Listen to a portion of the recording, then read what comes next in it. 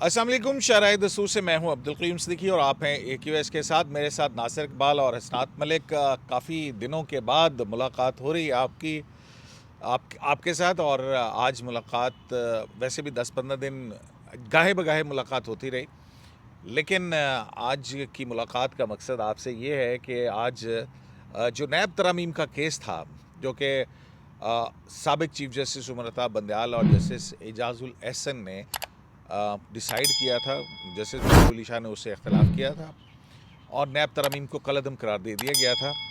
और ये फैसला अपनी रिटायरमेंट से एक दिन पहले वो सुना के गए थे। बहरहाल उस पर 5 रुकनी लार्जर बेंच ने अपीलों की समाअत की है। फेडरल गवर्नमेंट की भी अपील थी और एक अब्दुल जब्बार और बिशारत अली, उनकी तरफ से जो है वो फ़ारूक नाइक पेश हुए थे। बड़ी अहम प्रोसीडिंग है उसकी। और मुझे ज़रा गल कंप्लीट कर लें तो मुझे पता आप बहुत उतावले हुए मैं AQS से बात करने के लिए काफ़ी दिन के बाद मिल रहे हैं ना। तो और दूसरी बात ये है कि इस दौरान में जो हमारी यहाँ से आप गैर हाज़िरी रही, उस गैर हाज़िरी के दौरान बड़ी बड़ी डेवलपमेंट्स भी हुई और सुप्रीम जुडिशल काउंसिल की मीटिंग भी हुई और उसमें जस्टिस मुज़ाहिर अली अकबर नकवी जो हैं उनको शोकाज नोटिस भी हो गया। और अभी बार के इलेक्शंस भी हो रहे हैं, ज़ाहिर है वो भी जब तक हम ये रिकॉर्ड कर रहे हैं अभी तक पोलिंग जारी थी।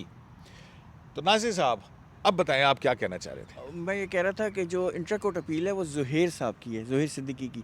लेकिन जो बिशारत जिन साहब का आपने नाम लिया उनका रिव्यू है और वो रिव्यू वापस ले लिया उन्होंने। नहीं, वो उन्होंने बताया था 2 रिव्यू थे और फिर एक अपील भी है, तो वो अपील उन्होंने जो है वो ज़ुहैर की है। हाँ। इंटर कोर्ट अपील जो है वो ज़ुहैर साहब की है। जो रिव्यू है वो बिशारत और एक और साहब है, उनका नाम जहन में नहीं आ रहा, वो 2 हैं। हाँ। वो उन्होंने वापस ले ली है। ठीक है। तो लेकिन जो अपील है, वो जो इंटर कोर्ट अपील है ज़ुहैर साहब की, वो जो चलेगी अब। ये मैं बताना चाह रहा था बस। हाँ, ठीक हो गया।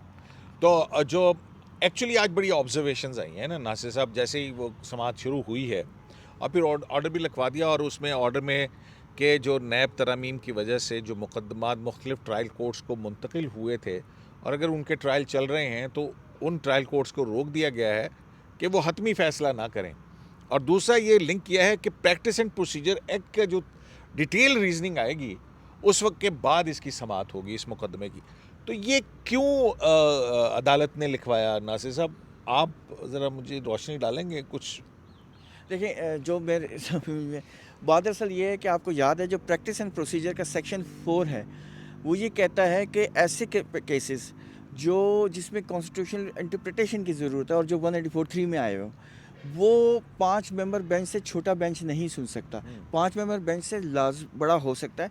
वो ठीक है कि कम से कम 5 जजेस सुनेंगे उसको। 5, कम से कम 5। और वो ये ठीक है कि वो एक कमेटी ऑफ जजेस जो 3 मेंबर की है, जो उस प्रैक्टिस एंड प्रोसीजर में लिखा हुआ है कि 3 सीनियर जजेस की जो कमेटी है वो डिसाइड करेगी। लेकिन हेयरिंग जो है वो 5 मेंबर बेंच ही सुनेगा। लेकिन जो सितंबर 15 का जो जजमेंट आई है नैब की अमेंडमेंट के हवाले से, वो 3 जज बेंच है। तो जो मेरी समझ में आज की प्रोसीडिंग से जो मैं अखज़ कर रहा हूँ, शायद कोर्ट ये सोच रही है कि वो जो प्रोसीडिंग्स थी, चूँकि कॉन्स्टिट्यूशनल इंटरप्रिटेशन की इन्वॉल्वमेंट है और अब लॉ इन फील्ड है और वो अपहेल्ड हो चुका है, सिर्फ वेट है डिटेल रीजनिंग की। तो मैं जो समझ रहा हूँ वो ये है कि जो नैब की चैलेंज हुआ था, जो इमरान खान साहब ने पिटिशंस चैलेंज, जो अमेंडमेंट्स चैलेंज की थी, अब उसकी उस जजमेंट की अब शायद हैसियत ना रहे और नए सिरे से वो हेयरिंग दोबारा सुनी जाए। आप ये कहते हैं कि जो फेडरल गवर्नमेंट के लॉयर मखदूम अली खान साहब हैं, लेकिन उनकी जगह साद हाशमी आज पेश हुए, तो जो कोर्ट का ऑर्डर भी है वो उसके मुताबिक at the outset of the proceeding उन्होंने कहा कि जनाब ये जो प्रैक्टिस एंड प्रोसीजर एक्ट का सेक्शन 4 है उसके तहत ये 5 नहीं करना होता, तो ये हमारी बहुत बड़ी एक ग्राउंड है कि ये वैलिडली कॉन्स्टिट्यूटेड कोर्ट ही नहीं थी। हाँ, ना, ठीक है ना, कि ये कोरम नॉन जुडिस है, इसकी हैसियत अब ये लिंक करती है प्रैक्टिस एंड प्रोसीजर एक्ट के तहत। तो उस पर 10-5 का फैसला है हसनात साहब। तो अब ये जो है इसका मतलब ये है कि अभी अदालत ये देख रही है, वो कि शॉर्ट ऑर्डर के अंदर तो ऐसी चीज़ नहीं आई थी कि भाई कौन से मुकदमात जो हैं वो उनको तहफ़्फ़ुज़ दिया गया फ़ैसलों को और कोई किसको नहीं, तो ये ओपन क्वेश्चन था। तो ये जो है अगर अदालत इस नतीजे पर पहुंचती है कि वो साबका बेंच जो उमर अता बंदयाल साहब वाला था वो प्रॉपरली कॉन्स्टिट्यूटेड नहीं था, जिस पर बेंच के एक मेंबर मंसूर अली शाह साहब भी एतराज़ करते रहे, फिर क्या होगा? देखिए फिर तो सारी कार्रवाई ही वाइड एबिनिशो हो जाएगी और ये सारा ये जजमेंट ही ख़त्म हो जाएगा। और जस्टिस बंदयाल के टेन्योर में जो अप्रैल के बाद उनको लोग कहते भी रहे कि आप supreme court practice and future act का फैसला करें या फुल कोर्ट बनाएं या 5 जजेस का बेंच बनाएं, उन्होंने कोई काम नहीं किया, उन्होंने अपनी मर्ज़ी की। अब ये एक फ़ैसला नहीं होगा अगर वाइड एबिनिशो जिसके चांसेस हैं। इसके अलावा भी 2-3 जजमेंट हैं जो कानून उड़ा है रिव्यू के हवाले से, रिव्यू का स्कोप बढ़ाने का, वो भी 3 रुकनी था। वो भी 3 रुकनी था जिसमें पिटीशन हमें पता ही नहीं चली, फाइल भी हो गई, लग भी गई और फैसला भी हो गया। इसके अलावा कोई इलेक्शन कमीशन का जो रिव्यू है वो खैर वो रिव्यू मैटर है, वो इफेक्ट नहीं है। असल वही मेन है उसमें होना है जजमेंट ऑफ रिव्यू एंड जी उसमें एक का 2 हैं वो जो एक विमेन एक्शन फोरम की दरख्वास्त पिटीशन थी गलबन, जिसमें हिना जिलानी ने दरख्वास्त की थी कि जी एक जज रिटायर हो जाए तो उनके खिलाफ वो भी 184(3) के वो नीचे जो थी। जैसे मुनीब मुनीब अख्तर साहब और एजाजुल एहसन साहब वाला फैसला। वो कुछ लोग कहते हैं कि साकिब निसार साहब बच गए, तो ये जो भी हो गया लेकिन उसकी इंटरप्रिटेशन ये हुई, वो भी इसमें आ सकता है। वो भी मेरा ख्याल है 184(3) ही थी। 184(3) में। तो ये वो सारी चीज़ें हैं जो इस वक्त अंडर थ्रेट हैं, वाइड एमिनेशन हो सकती हैं अनटिल अनलेस अगर ये मेजॉरिटी डिक्लेयर करे। अब देखना होगा कि क्या उस हद तक जाते हैं। जो बेंच 10 जजेज हैं ना, 5 तो बिल्कुल अलग हो गए, उन्होंने कहा पार्लियामेंट कम्पिटेंट ही नहीं थी। 10 जजेज हैं जिन्होंने ये कहा, उसमें जैसे याही अफरीदी भी हैं, जैसे हसन रज़वी भी हैं और जस्टिस मोहम्मद अली मज़हर भी हैं। क्या ये वो सारे जजेस जो हैं ये 10 इस चीज़ को ये करेंगे, सेक्शन 4 का जो इफेक्ट है माजी से अप्रैल से करेंगे या नहीं करेंगे, ये असल चीज़ है। नहीं, वो तो जब उन्होंने फैसला दे दिया कि ये कानून नहीं, को तो उसी दिन से लागू होगा ना नहीं, जिस लेकिन- दिन से वो आया। लेकिन खबर दे सकते हैं आज ना भी पर- जस्टिस अतर मिनल्ला सर, साहब जो 31 है जुलाई का उन्होंने फैसला ये क्या कहा, उन्हें सुने तो सही ना, आज भी जब जस्टिस अतर मिनल्ला साहब हैं उन्होंने ये कहा, उन्होंने कहा कि जनाब नाज़िर साहब स्पेसिफिकली क्या कहा था उन्होंने? 2-3 बातें की। हाँ, एक तो उन्होंने कहा था कि हाँ वो बिल जो है बिल को स्टे किया था, एक्ट को नहीं किया एक्ट तो था। सस्टेन था। तो जब एक्ट वैलिड करार दे दिया गया है और फिर उन्होंने साथ कहा कि कानून तो सस्पेंड हो ही नहीं असल सकता, में वैसे मैं कयूम साहब बात यह है कि ये तो वहम गुमान में नहीं था कि ये एक्ट सर्वाइव कर जाएगा।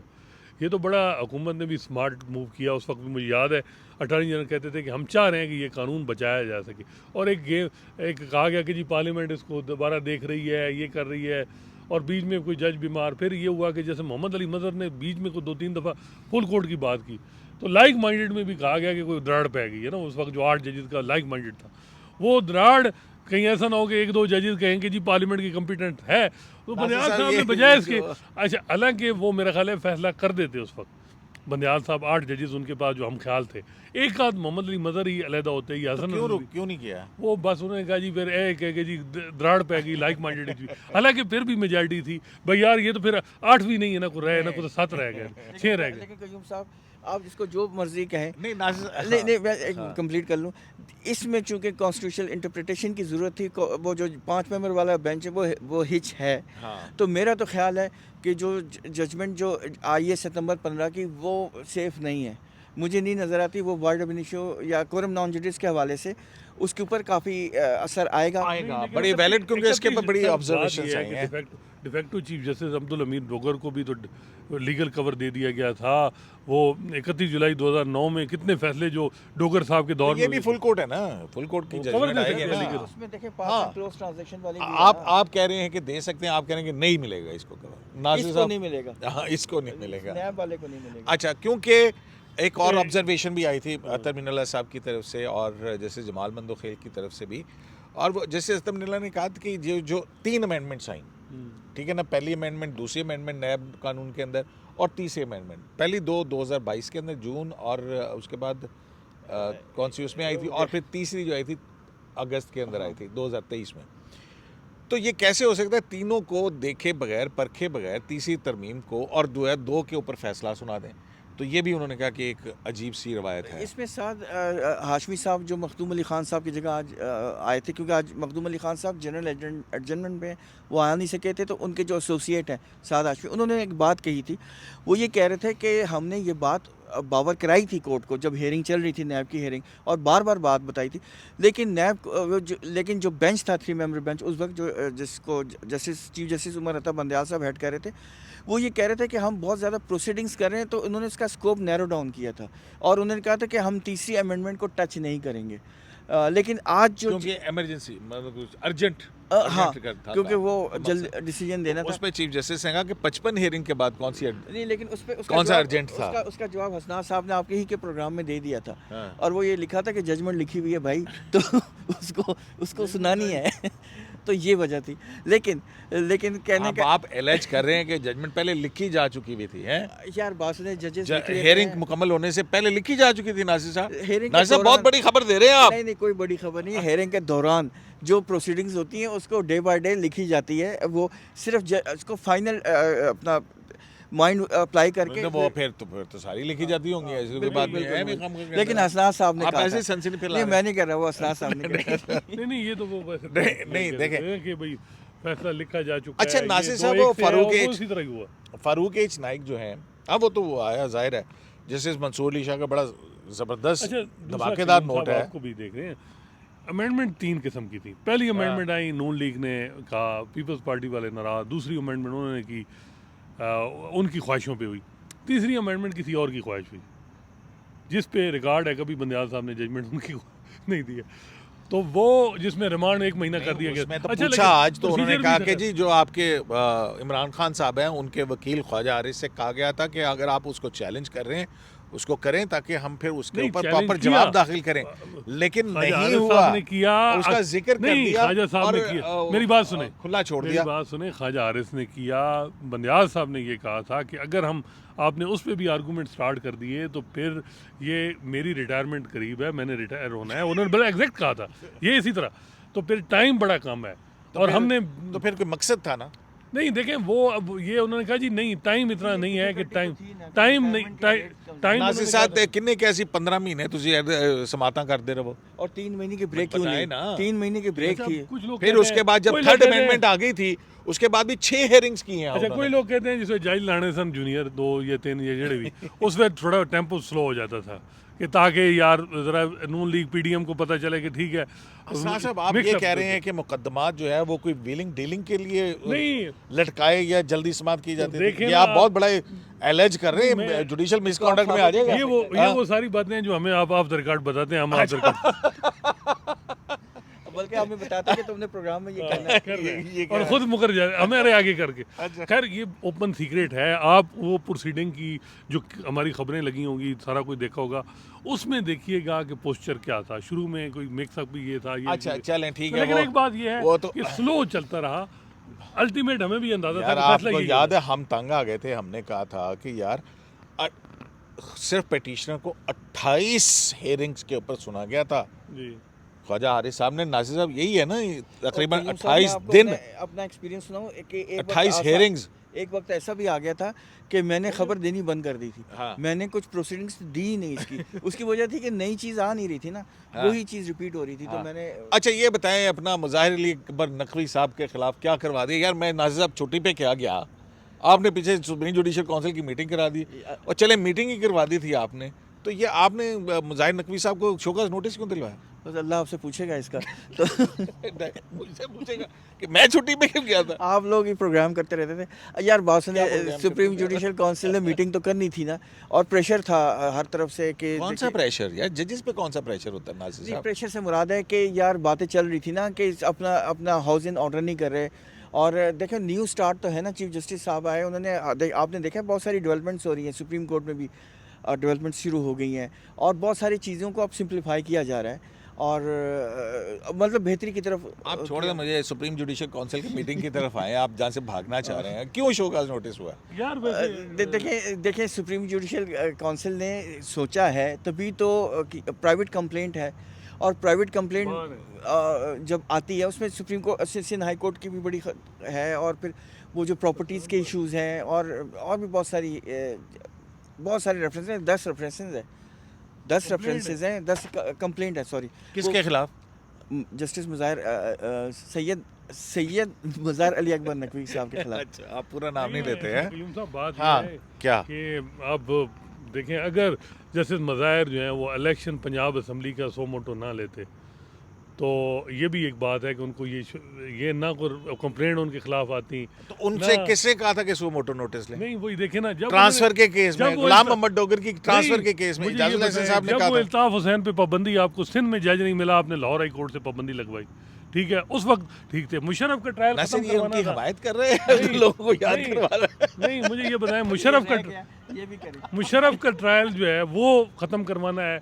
कोई और 5 हाई कोर्ट थे, इस्लामाबाद हाई कोर्ट भी नहीं, वहाँ से भी नहीं, आपने लाहौर हाई कोर्ट में सारा कुछ किया, ठीक है। उस वक्त मज़ाहिर नकवी साहब बेस्ट थे।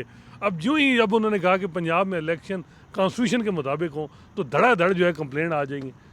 सर बात यह है कि ये फैक्ट है, इसको आप डिनाई नहीं कर सकते। मेलाफाइड नहीं देखें, मेलाफिडेनी जो फैक्ट्स है हम इस तरह से देख लेते हैं ना कि जिस दिन आज खुद नोटिस लिया गुलाम मोहम्मद डोगर की ट्रांसफर के केस में चीफ इलेक्शन कमिश्नर को बुलवा के, ठीक है, तो उसके उसी शाम को जो है वो एक ऑडियो लीक हुई, ठीक है ना। पहले लेकिन क्यों नहीं लेकिन खबरें हम पहले भी दे चुके हैं असनाद साहब। ये अब आप इससे मुकरिएगा नहीं, मैं AQS लाइव कट के दिखा देना, ठीक है ना, कि ये मामलात पक रहे थे, नहीं, फरवरी- पहले से चल रहे थे, ठीक है ना, है ऐसे ही है ना।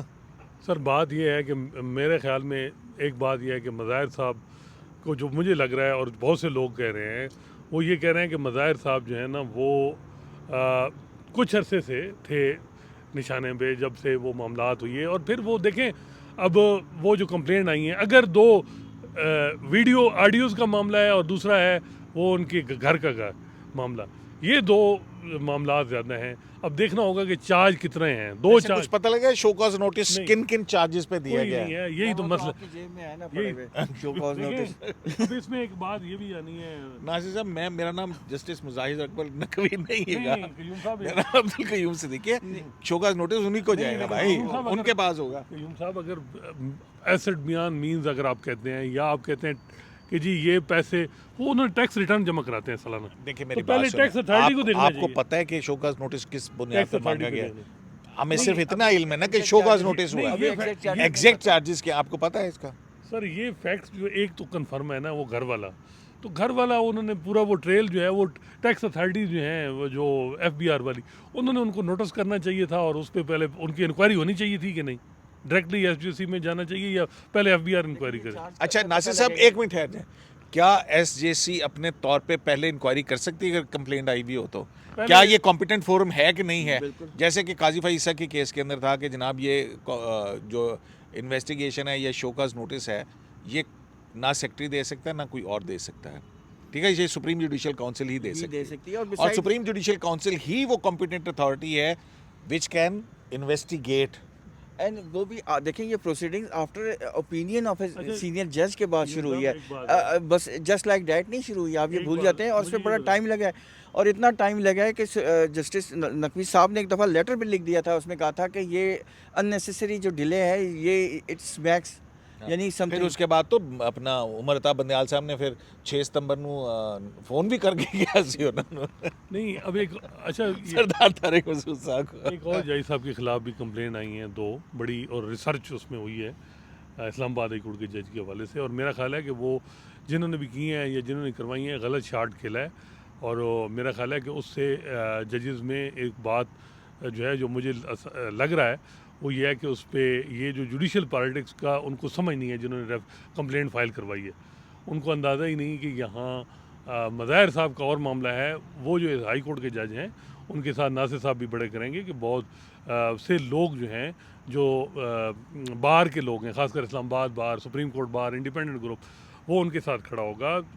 सुप्रीम कोर्ट के जजेस भी और इवन जो इस्लामाबाद हाई कोर्ट है वहाँ की पॉलिटिक्स देखें तो ये मेरा ख्याल है कि दूसरे रेफरेंस के अंदर कुछ नहीं बनता होगा वो ये कंप्लेंट जो है वो खारिज हो जाएगी। लेकिन कयूम साहब ये आप कहाँ इधर नहीं, लेकिन एक उधर कयूम साहब- चांद को तारे से और तारे को जो है ना वो जमीन नहीं, के नहीं, जखायर लेकिन- से मिला रहे नहीं, हैं लेकिन ये बताएं, यार। मुझे ये बताएं कि लाहौर हाई कोर्ट में क्यों नहीं कंप्लेंट फाइल हुई मज़ाहिर नकवी साहब के खिलाफ? सो मोटो लेना पड़ा भाई ना। लाहौर हाई कोर्ट में क्या कंप्लेंट नहीं, जब ये जज थे भाई मेरे एसेट एक दिन में वो नहीं तो तब बनते भी ये सुप्रीम जुडिशियल काउंसिल में होना सर, था ना। एसेट एक दिन में नहीं ओ बनते। हसनाद साहब तब भी सुप्रीम जुडिशियल काउंसिल में ही आनी थी ना, हाई कोर्ट में कोई अलग से थोड़ी मैं कह रहा हूँ SJC ने उस वक्त कोई कंप्लेंट आई उनके खिलाफ?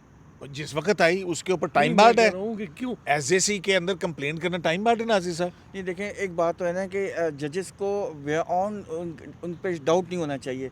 तो यही बहुत बड़ी बात है कि किसी जज के ऊपर आप शक व शुबा करना शुरू करते हैं, ये कोई अच्छी चीज़ नहीं है। सोर्ट ऑफ डेमोक्रेसी है। एक जज के ऊपर जब कोई कंप्लेंट आ जाए या कोई एलिगेशन लग जाए, तो वो आपको पता है जज का हमारे साथ कुछ हो जाए तो हमसे स्टोरी नहीं बनती। अच्छा एक और जो नया अच्छा कल ये जो बताएं कि उमरता बंदयाल साहब ने सरदार तारिक मसूद साहब ही को क्यों कंप्लेंट भेजी? ये बात है, वैसे उनको अमीर भट्टी साहब को भेज सकते थे उस वक्त, क्योंकि वो थे लाहौर हाई कोर्ट के जज, उनको भेज सकते थे। वो भी चाह रहे थे, वो उन्होंने सिर्फ जो है वो जो नकवी साहब के करीब कुछ वकील हैं जो उनकी सपोर्ट में अभी तक हैं, वो समझते हैं कि बंदयाल साहब ने पॉलिटिक्स की या क्या, उन्होंने ग्रुपिंग बचाने के लिए कुछ अरसे के लिए नकवी साहब को रखा। बाद में जो ही उनको अंदाज़ा हुआ कि भाई यार अब टाइम हो गया, तो फिर उनको इसमें नहीं था, उनको ये था कि 8 बंदे पूरे हों, 15 यूज़ कोई भी नहीं होता। हर सुप्रीम कोर्ट का जज जो है वो हर एक अपना अपना इंडिपेंडेंट होता है उसके हिसाब से कि तो वो। फिर आप ये क्यों अच्छा कह रहे हैं? एक और जो चीज़ आ रही है वो एक और है कि जस्टिस मंसूर अली शाह की कल की जो ओपिनियन है उस वो है कि असवन यार वली केस में ये है कि अगर डिपार्टमेंटल इंक्वायरी होती है और बंदा गिल्टी होता है एचएसी और तो उस पर इल्ज़ाम लगता है तो उस पर Corruption नैब का। लॉ अप्लाई होता है। हाँ। तो ये बड़ा एक मुझे और तरफ जा रहा है मामलात की। अच्छा अब वो तो देखते, अच्छा ये आप फोर्सी कर रहे हैं चीज़ों को, हैं कि ये अगर प्रैक्टिस ये एंड अपील हो प्रोसीजर जाती के है, अंदर प्रैक्टिस मंसूर अली शाह साहब की जजमेंट अपील हो जाती है। हाँ ये 5 इसमें जो जजेस नैब endorse तरामीम केस हाँ में 5 जजेस, तो फिर- क्या फिर जजेस को नैब फिर उसके नोटिस बाद करेगा? अब फिर आप ये कह रहे हैं कि उसके बाद जस्टिस मुजाहिर नकवी जो है मैं उनका उनको नहीं कह रिमूव रहा, कर दिया जाएगा। सिटिंग जज को नहीं, ओहो, मैं- आफ्टर सुप्रीम सर, मैं- या कोई भी जज। मैं वही बात कर नहीं, रहा हूँ नाम कि नहीं ले, नाम जब नहीं, रिटायर हो नाम। जाएगा या उसको रिमूव कर दिया जाएगा तो रिमूव क्या- कर दिया जाएगा तो फिर उसके बाद वो नैब उसको प्रोसीड कर सकता है, आप ये कह रहे हैं ना? मैं ये वो जजमेंट कह रही है, जजमेंट जजमेंट कह रही है ना जज या जर्नैल के खिलाफ नाज़िर साहब। तो फिर- वो तो ठीक कह रहे हैं ना कि आर्टिकल 25 के फिर अब ये किस तरह से क्लासिफाइड तो नहीं कर सकते देखिए ना। ना, ये आपने एक वो बना तो दिया था नाज़िर ना। साहब पता लगा कि मुजाहिर नकवी साहब कौन से वकील साहब से राब्ते में हैं? देखें यार, हम गैस वर्क कर वकील सकते हैं, कर रहे हैं लेकिन या वो पहले खुद अपना खुद शोकाज नोटिस का मेरा जवाब ख्याल है देंगे? वकील करेंगे, लेकिन मैं नाम नहीं लेना चाहता। लेकिन हमारे गैस वर्क है, वही गैस वर्क आपका भी है, वही गैस वर्क उनका भी है, लेकिन नाम लेना अभी मुनासिब नहीं अच्छा है। लेकिन नाज़िर साहब idea मुझे में है। ये एक बात बताएं कि शोकाज नोटिस जो है ना, अच्छा उसमें ये प्रोसीजर ये होगा कि फिर इसमें तो प्रोसिक्यूट तो अटॉर्नी जनरल करता है ना, प्रोसिक्यूटर होता।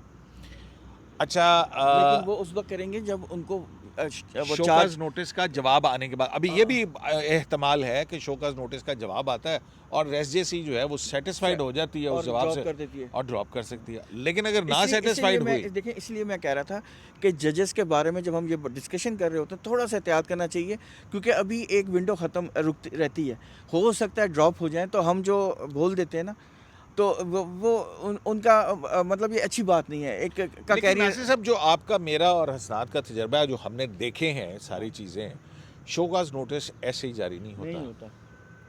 ठीक है नहीं, ना? लेकिन एक बात है, कुछ जजेस को पर्सनल हेयरिंग के लिए भी बुलाया जाता था। काजी साहब को जिस तरह पर्सनल हेयरिंग बुलाई गई, फिर शोकाज जारी किया गया कि अब यहाँ मज़ाहिर साहब का एक स्टेप आगे चला गया मामला कि उनको डायरेक्ट ही शोकाज जारी हुआ। फिर ये बताएं क़य्यूम साहब, ये जो कुछ लोग कह रहे हैं जो मज़ाहिर साहब के बड़े करीब लोग हैं, मैं आपको बता रहा हूँ उनकी सपोर्ट है, आप माने कुछ लोग हैं और बड़े इन्फ्लुएंशियल लोग हैं, तो वो ये कह रहे हैं कि पॉइंट क्या है? वो ये कह रहे हैं Influential कि लोग हैं, पॉइंट क्या है? वो ये कह रहे हैं कि ये प्रेस रिलीज क्यों जारी की गई जी, ये एसजेसी की जो हर चीज़ उनका challenge करेंगे, वो सत्यानाश challenge कर करेंगे। दिया, वो इस स्पेस पे क्या पता कहें कि बायस है एसजेसी मेरे खिलाफ, हाँ। और एसजेसी को बायस की बुनियाद पे वो चैलेंज कर दें सुप्रीम कोर्ट में। उसका जवाब हक दिया है हुआ उनका ना। सारा करने का। उसमें नीचे जवाब दिया हुआ है, Judicial आखिरी politics लाइन जो है, लिखा है 12 बनते हैं। उस पे आखिरी लाइन है, उस पे लिखा हुआ है कि स्पेकुलेशन को ख़त्म करने के लिए, यार स्पेकुलेशन में तो आप काइट फ्लाइंग करती है ना, आप कुछ लिखेंगे मैं कुछ लिखूंगा, तो वो जस्टिस इजाजुल एहसन के खिलाफ भी लेकिन रेफरेंस उस- ड्रॉप हुआ है ना, उसमें- जिसमें वो नहीं बैठे वैसे उसमें और जस्टिस सुन- मंसूर अली शाह बैठे उसमें हैं। सुना है प्रेस रिलीज यूनानिमसली डिसाइड हुई कि प्रेस रिलीज जारी होगी, एजाज साहब ने भी कहा है कि प्रेस रिलीज जारी होगी। हाँ। अब ये हो रहा है कि जी ये जो सुप्रीम जुडिशल काउंसिल का आर्टिकल 13 है, जिसके तहत ये है कि प्रोसीडिंग इन कैमरा मीटिंग का पता नहीं चलेगा, ये प्रेस रिलीज क्यों जारी की गई और मज़ाहिर साहब का ही नाम क्यों और का क्यों नहीं किया गया, ये बात आ रही है। लेकिन उसमें बात आपकी है कि वो एक शोकस नोटिस ही एक बंदे को है। लार्जर मैं बेंच, हसनान साहब अच्छा आप- लार्जर बेंच की वो जजमेंट यार, है मैं- अजमत सईद यही साहब मैं एक मिनट मुझे दे दे। आपको याद है हसनान साहब हम एक जगह बैठे थे और वहाँ एक बात चली थी कि शो कॉज हो गया, दूसरे साहब ने कहा नहीं शो कॉज नहीं हुआ, सिर्फ नोटिस हुआ। तो उस वक्त मैंने कहा था कि अब तो प्रेस रिलीज आई क्योंकि ये कन्फ्यूजन दूर करना है। उसके बाद थोड़ी देर बाद आ गई थी प्रेस रिलीज। तो मेरा कहने का मकसद है कि ये उस पर लिखा हुआ है कि प्रेस रिलीज इशू ही इसलिए की जा रही है ताकि काइट फ्लाइंग को रोका अच्छा, ये जाए। बताएं अब क्योंकि मज़ाहिर ये साहब ये भी जजेस कह की सकते हैं reputation कि के ये दो जो एसजेसी के मेंबर थे इन्होंने लेटर लिखा कि जल्दी करें बंदयाल साहब को, फिर 4 महीने जी वो समर वेकेशन पे चले गए। तीसरा वो ये कहेंगे जी कि ये जल्दी मुझे उस लेटर में क्या लिखा था? कि भाई इनका केस जल्दी टेकअप करें ताकि क्यों? इन पे जो तलवार लटक रही है। तो जब अगला बंदा खुद नहीं कह रहा तो वो क्यों कह रहे हैं? नहीं तो मुजाहिर नकवी साहब ने भी तो खत लिखा है उसी बारे में कि नहीं लिखा? मज़ाहिर साहब ने लिखा है, अच्छा, उन्होंने मज़ाहिर मजाक साहब- किया था, मज़ाहिर बाकिया ने साहब मज़ाहिर साहब ने ये कहा कि 14 दिन में है और ये सरदार तारिक साहब जो है मुझे इंसाफ होता हुआ नजर नहीं आ रहा। सरदार तारिक मसूद साहब के खिलाफ जो कंप्लेंट आई वो भी टेकअप हुई और उसमें सरदार तारिक मसूद नहीं बैठे और उसके अंदर ये डिसाइड किया गया कि मिसेस आमना मलिक जो है जो वो complainant है। कंप्लेनेंट, क्योंकि उन्होंने मवाद नहीं लगाया हुआ था अपनी कंप्लेंट के साथ और वो अपने मवाद समेत हाजिर खिदमत हों। अब वो कब देखिए- होगी? कोई अगली डेट नासिर साहब कब सुप्रीम जुडिशल अभी तो काउंसिल सर का वो- इजलास हो अभी रहा है? तो उसका जवाब आएगा ना नकवी साहब का। मेरा ख्याल में जब भी प्रोसीडिंग्स होंगे इकट्ठे हुआ करेंगे, एक एक नहीं होगी। लेकिन अगर उन्होंने ये डिसाइड कर लिया कि इन्होंने नकवी साहब के जस्टिस नकवी साहब के खिलाफ जाना है तो शायद उनका केस अलग हो जाए अगर प्रोसीड किया फर्दर। अदरवाइज तो वो एक ही सिटिंग में 3 4 5 6 इकट्ठे डिसाइड किया करेंगे। ये बताएं कि अगर वो पिटीशन चैलेंज करते हैं तो खुद निकल गए, दो ऊपर जज, 12 जज रह गए भाई पीछे। 12 में से जो क्या पोजीशन होगी, वो ग्राउंड होगा, बायस ही हो सकता है और क्या हो सकता है? ये हो सकता है कि हुकूमत का बायस है, बार प्रॉक्सी है, यही इल्ज़ाम लगेंगे ना। कौन petition कर रहे हैं? आप क्या- मैं कह रहा हूँ नकवी साहब चैलेंज कर सकते अच्छा हैं। उसका जवाब दे दिया नेक्स्ट साहब ने क्या? आज। उन्होंने कहा ये प्राइवेट कंप्लेंट है, इसमें पिटीशन नहीं आती, वो प्रेसिडेंशियल रेफरेंस पे पिटीशन आती है। वो मेलेफिडे की बुनियाद पे नहीं, नहीं, ये- लेकिन नासिर मैं चैलेंज तो किसी को क्या? चैलेंज तो कर सकते हैं ना। हाँ वो लेकिन FCC की लेकिन भाईजान ये गल private है ना कि वो जड़ा ये आगे से अच्छा कंटेंशन है। शौकत सिद्दीकी साहब का भी तो मसला इसी तरह का हुआ हुआ ना। वो तो एसजेसी ने आज खुद कार्रवाई की थी ना नासिर हो साहब, गई थी। जैसे कि ये भी आज खुद कार्रवाई है, एक कंप्लेंट आई उसके ऊपर आज खुद नोटिस लिया। पिटीशन मेंटेनेबल तो हो गई है ना, बल्कि हालांकि फाइनल रिपोर्ट आ चुकी है। हाँ नहीं, लेकिन अभी तो उसके अंदर डिसीजन आना है ना कि एसजेसी के फैसले को वो चैलेंज किया जा सकता है या नहीं किया जा सकता। नाज़िर यही नुकता वो नजर जो है ना साहब उसके है अंदर। उन्होंने तो कहा है कि प्राइवेट कंप्लेंट में नहीं होता क्योंकि ये सारी प्रोसीडिंग्स सो मोटो है। लेकिन बात हाँ वो सुने- उस पर यस एग्जैक्टली वो मेलाफिडे। लेकिन जैसे कि नासिर साहब हो सकता है सुप्रीम जुडिशल ये जो बात कर रहे हैं कि उन दो जज साहबान को जो जुडिशल कमीशन के मेंबर थे जैसे काजी फैज़ और सरदार तारिक मसूद, उनको क्या था कि वो चेयरमैन को खत लिखेंगे यार एक जज का जल्दी फैसला करें, उसका मीडिया ट्रायल हो रहा है, ये लिखने का उनको क्या ज़रूरत थी? क्यों जी, यही बात है ना। वो कह सकते हैं कि ये जल्दी में, उन्होंने खुद अपने लेटर में कहा है, नकवी साहब ने लेटर में कहा है, उन्होंने कहा जी मुझे इंसाफ होता हुआ नजर नहीं आ रहा। जब सुप्रीम कोर्ट का जज कहता है मुझे अपने वो तो ये कह रहे हैं कि मेरे ब्रदर जजेस के ऊपर आपने एक सॉर्ट ऑफ डोमिकल, जिस क्या कहते हैं नासिर साहब, हाँ डोमिकल, वो आपने लटका के मुझे रखी ये हुई समझ नहीं आ है, रही आप इसको जल्दी फैसला करें, इधर करें या उधर करें। हाँ, ये बात है। लेकिन मुझे ये बताएं कि एक बात आपने देखी होगी, पीटीआई का जितना वकील है, सपोर्टर है, वो नकवी साहब के साथ है, बाकायदा ट्विटर पे डीपी भी चेंज होगी। तो इलेक्शन लड़ना है उन्होंने। अच्छा तो ये उनके क्रेडिट पे नहीं जा नहीं, रही, सॉरी टू से, नहीं, ये लेकिन उनके क्रेडिट पे नहीं जा मेरी रही, याद ही बात ये है। उनका सत्य। नहीं याद ही कि नून लीग का जितना सपोर्टर है वो उनके मुखालिफ है। और बात यह है कि मैं वही कह रहा था कि ये हाई कोर्ट के भी जज थे, नून लीग की पार्लिमानी कमेटी ने सपोर्ट किया इनको सुप्रीम कोर्ट में लाने में, उस वक्त ये ठीक थे। जो आजम तारड़ साहब का एफिडेविट है ये सादिक और अमीन का, इनके वो जो घर कब बनाया उन्होंने? कंप्लेंट बनी, घर कब बनाया तो सर उन्होंने? बात ये वो है, एक मिनट ठहर जाना, Next तो minute- बहुत ठीक है, उन्होंने तो जज अपॉइंट करना नहीं, था, उन्होंने किया। नहीं। ये बताए ना मुझे, ये बताए ना कि उसके बाद ये घर वाला किस्सा जो है वो कौन सा नासिर साहब, कौन सा है वो चार के सेंट जॉन्स पार्क वाला जो सा नहीं है, सर, मुझे ये वो बताएं, कब हुई है, किस दिन ट्रांसफर हुई? टैक्स अगले ही दिन हुई, नहीं, टैक्स अपने ही नाम पे टैक्स की। अथॉरिटी ने उनको नोटिस दिया है इस पे। तो वो बता देंगे ना, तो शोकेस नोटिस के क्या वही- जवाब आता है वो वही तो मैं कह रहा हूँ ना। इंतजार कर लेना आप। पर्सनल उनको बुलाना चाहिए था, किस लिए? समन करना चाहिए था पहले। समन करना चाहिए, देखिए। शोकाज से ज़्यादा पहले। अब हमें ये नहीं बात- पता कि आगे क्या क्या कुछ हुआ हुआ जुडिशियल है। काउंसिल ने डिसाइड किया ना, हमने तो नहीं किया। हाँ। उन्होंने बहुत सी चीज़ें देखी हैं, उसमें ये सारी चीज़ें देखी हैं कि उनको समन करें, उनका जवाब मांगें, उनको सिर्फ नोटिस करें या शो कॉज करें। शो कॉज करना कोई छोटी बात है? ऑलमोस्ट नासिर, इंडाइटमेंट। वो दो जज साहबान कौन हैं जिन्होंने शायद मुखालफत की कि भाई बाद हमें में वक्त देना जस्टिस चाहिए याद था? और जस्टिस अमीर भट्टी साहब हैं। वैसे चीफ आप जस्टिस देखिए, लाहौर हाई कोर्ट। मैंने तो उस दिन कहा कि जो अंधेरा जुडिशियल हो रहा है, पॉलिटिक्स अंधेरा हो थी, रहा है। आखिरी हाँ। जुडिशियल पॉलिटिक्स वो बिल्कुल अभी भी रिफ्लेक्ट हुई। जो बंदयाल साहब का कैंप हम जाने थे, वो नकवी साहब के साथ अभी भी खड़े रहे। उन्होंने कहा जी हमने अभी मटेरियल नहीं पढ़ा, और जो मुखालिफ कैंप था उन्होंने शोकाज जारी कर दिया। ये भी तो एक जुडिशियल पॉलिटिक्स का शख्सार नज़र आया हमें एसजेसी के में। 3-2 की लेकिन आपने खुद जवाब दे दिया ना कि मटेरियल नहीं पड़ा। ये नहीं उन्होंने कहा कि नहीं बनता केस। हाँ। देखिए ये वो बड़ा टाइम- फर्क टाइम है, था कि भाई- ये बड़ा फर्क है। नहीं तो नईम अफगान साहब ने पढ़ा था। यार ये बात सुने, ये क्या पढ़ सुप्रीम के आए नईम होंगे? अफगान साहब ने पढ़ा था। क्या मैं क्या पता, काजी मैं साहब उनके ने साथ पढ़ा थोड़ी था, बैठता। सिवाय जो सरदार तारिक साहब की अच्छा, ये ओपिनियन। इन दोनों ने आपको बताया कि हमने नहीं पढ़ा था? नहीं, यार सरदार उनकी तारिक, ओपिनियन पड़ी है ना, सरदार तारिक उसके बाद ही तो हेयरिंग हुई है। नहीं, मैं आपको बताऊं तो उन्होंने क्यों नहीं पढ़ा। बात सुने, सीधी बात है, जुडिशियल पॉलिटिक्स नहीं, है, उन्होंने ओपिनियन पढ़ा। पॉलिटिक्स का हिस्सा आपका है। ख्याल है इजाजुल एहसन साहब ने नहीं पढ़ा होगा? उन्होंने तो मेरे ख्याल है उनका पूरा केस पढ़ा होगा, लेकिन वही एक बात कह रहे हैं ना कि जुडिशियल पॉलिटिक्स। देखिए जस्टिस इजाजुल एहसन को जो मर्जी कहे, he is a very competent notice क्यों जज, नहीं किया? वेरी कॉम्पिटेंट नोटिस जज। क्यों नहीं किया? नहीं सोच के किया क्यों ना। नहीं किया? हो सकता है मटेरियल में वो कोई चीज नहीं क्या- निकल आए। नहीं, निकल आप आए। पूरी बात करें। मैं वही जुडिशियल पॉलिटिक्स का जिक्र कर रहा हूँ, वही बात करें कि वो साथ दिया उन्होंने कि स्टैंड में। लेकिन उन्होंने ये और फिर कहा- ट्रेंड चला है। नहीं, और उसका जवाब मैं भी वही दे रहा हूँ कि उन्होंने ये नहीं कहा कि नहीं बनता केस, उन्होंने कहा कि टाइम चाहिए। जिस तरह बनियाल साहब ने मामला आगे सरदार तारिक साहब को भेज दिया, हमेशा नकवी साहब के साथ तुम यही करोगे। ठीक है।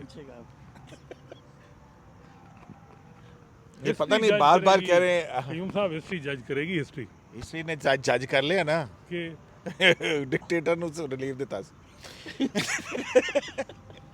शायद उससे एक इस्लाम से अब्दुल करीम सिद्दीकी को इजाजत दी चलाने के बाद